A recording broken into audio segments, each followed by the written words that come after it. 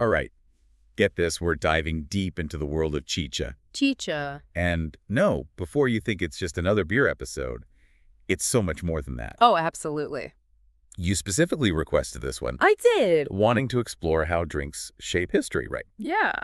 Well, get ready, because Chicha's story is practically glued to the identity of the Andes. It's true. This isn't just a drink. Right. It's a cultural artifact, a lens, really, through which we can understand Andean identity, power dynamics, and traditions that have survived for centuries. Whoa.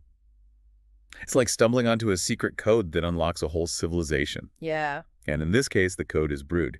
You shared some excerpts from this Continuity, Cultural Dynamics, and Alcohol article by Guy S. Duke. Great article. And it dives deep into how Chicha's role, especially during the shift from Incan rule to Spanish colonialism, tells us a lot about how Andean identity persevered. Fascinating history. So where do we even begin? Well, to really understand Chicha's significance, I think we need to go back to the height of the Incan Empire. The Incas. They were known for their impressive cities, their knowledge of the stars, but brewing too. Oh, yeah.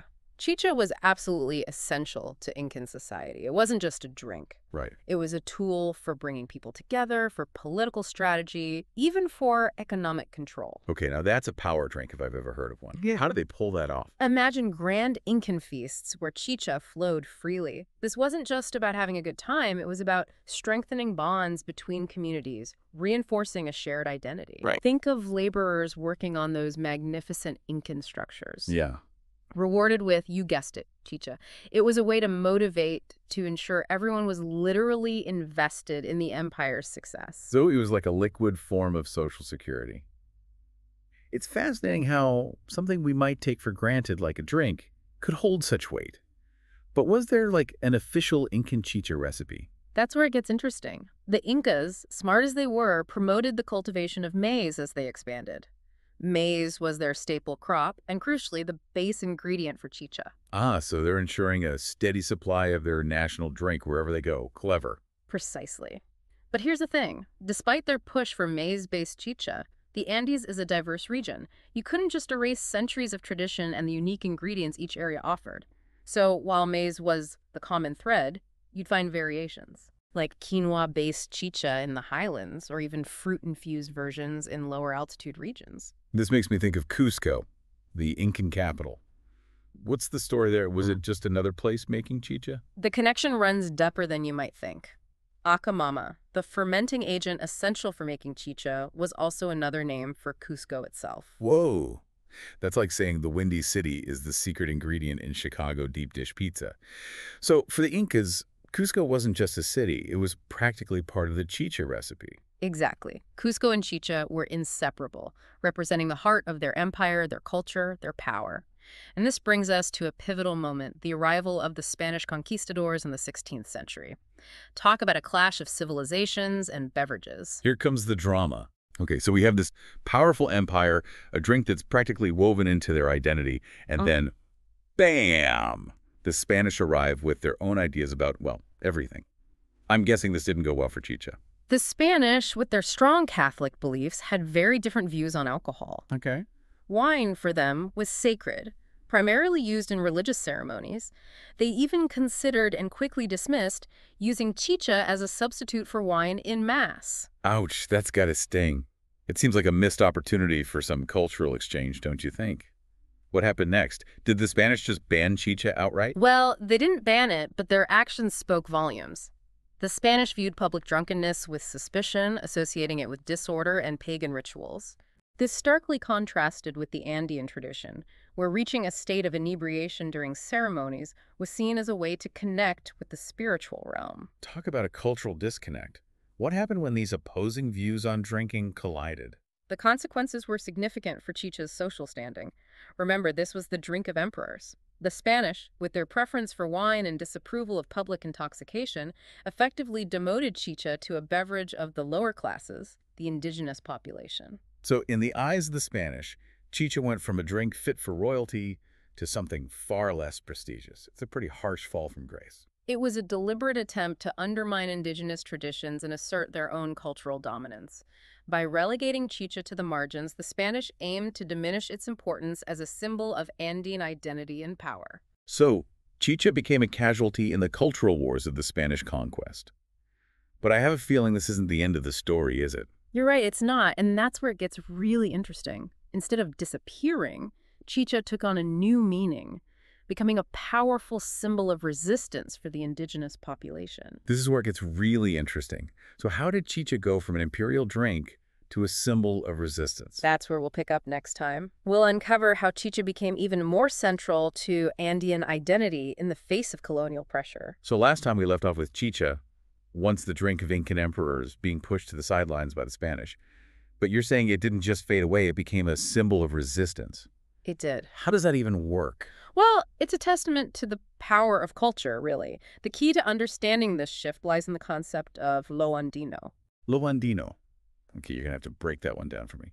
Think of it as a way of defining a singular Andean culture, one that stretches back through time, connecting the present to the pre-Hispanic past, even under centuries of colonial influence. It's like a cultural anchor, Yeah, helping people hold on to their roots in the face of enormous pressure to conform. you've got it. Yeah. And Chicha became a potent symbol of this enduring Andean identity. It would have been easy to abandon their traditional drinks and customs under Spanish rule. Right. But by continuing to brew, share, and consume chicha, indigenous communities were subtly resisting. Each gourd raised was a quiet act of defiance, a way of saying, we are still here and our traditions endure. That's so powerful. Finding ways to resist within the very structures that are trying to change you. But it wasn't just the indigenous population, right? The Spanish conquest led to the emergence of a whole new cultural identity, the mestizo people, with both indigenous and European ancestry. Where does Chicha get into their story?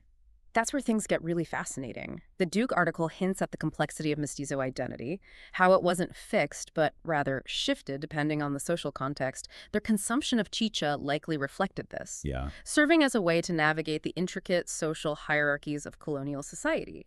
Imagine, choosing to drink chicha might be a way of connecting with your indigenous heritage in one setting, while opting for Spanish wine in another might help you gain acceptance in colonial circles. It's like Chicha became a social chameleon, adapting to different situations and reflecting the fluidity of identity in that era. So much more than just a drink, right? Right. It makes you wonder how it's perceived in the modern Andes.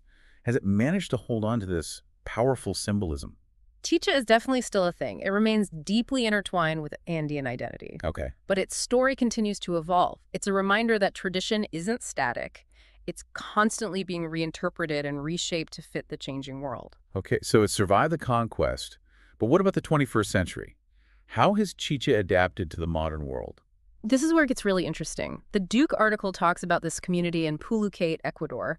They've embraced evangelical Protestantism, which, as you might know, often views alcohol consumption negatively. Yeah, that could create some tension with the traditional role of Chicha, especially in ceremonies and rituals. How have they navigated that? They've found a way to honor both their faith and their heritage.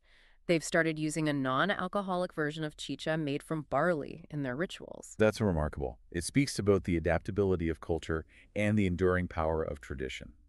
They could have easily abandoned Chicha altogether, but instead they found a way to make it work within their evolving beliefs.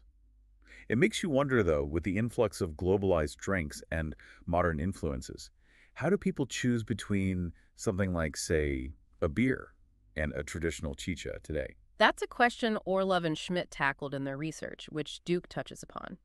They compared chicha and bottled beer consumption in the Andes and found that beverage choices can be incredibly nuanced and context-dependent. It's like a beverage battle for cultural relevance. Chicha versus beer. What did they find? Is one winning out over the other? It's not about winning or losing, but about what your choice represents. They found that, in some cases, choosing beer, especially in urban areas, might be a way for people to align themselves with a more modern, even aspirational identity. So in some ways, it's similar to how chicha was used in colonial times, right? Choosing a drink that reflects the image you want to project or the social circles you're navigating. It highlights that even seemingly simple choices, like what we drink, can reflect much deeper cultural currents. It's about more than just quenching your thirst. It's about expressing your identity, your aspirations, and your place in the world. It's amazing how something we often take for granted, like grabbing a beer or, in this case, a chicha, can be so loaded with meaning. It's true. It's like a secret language of culture, revealing social aspirations and connections we might not even realize we're making. Yeah, it really underscores the idea that food and drink are so much more than just sustenance. They're Mm. expressions of identity, tools for navigating social complexities, Yeah. even ways of challenging power structures, as we've seen with Chicha. This whole deep dive has been an eye-opener. We've gone from Incan emperors using chicha to solidify their empire, to it becoming a symbol of resistance against Spanish colonialism, and now we're seeing how it's navigating the complexities of the 21st century. And the most exciting part is that we've only scratched the surface. Right. What makes this topic so captivating is that it raises more questions than answers. It forces us to think critically about culture, identity, and how even something as seemingly straightforward as a drink can challenge our assumptions. It's like this deep dive has given us a new pair of glasses, helping us see the world and even our everyday choices in a whole new light. Exactly. That's the beauty of exploring these intricate cultural stories. Yeah. It broadens our understanding and encourages us to appreciate the nuances that shape human experience.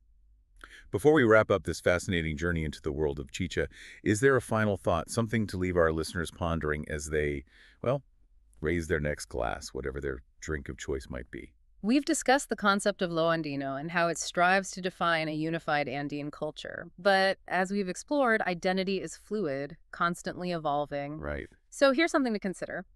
How might this ongoing debate surrounding lo andino, this attempt to define and perhaps even control the narrative of Andean identity, how might it influence how future generations perceive and consume chicha? Will they see it as a symbol of a shared past? Or will its meaning continue to shift and evolve, reflecting the dynamism of Andean culture in the 21st century? That's a powerful question to end on. It's a reminder that culture isn't a museum exhibit. It's a living, breathing thing shaped by the people who carry it forward. Yes. And with Chicha, we see that evolution in every gourd. It's a testament to the enduring power of tradition, even as it adapts and transforms to meet the challenges of a changing world.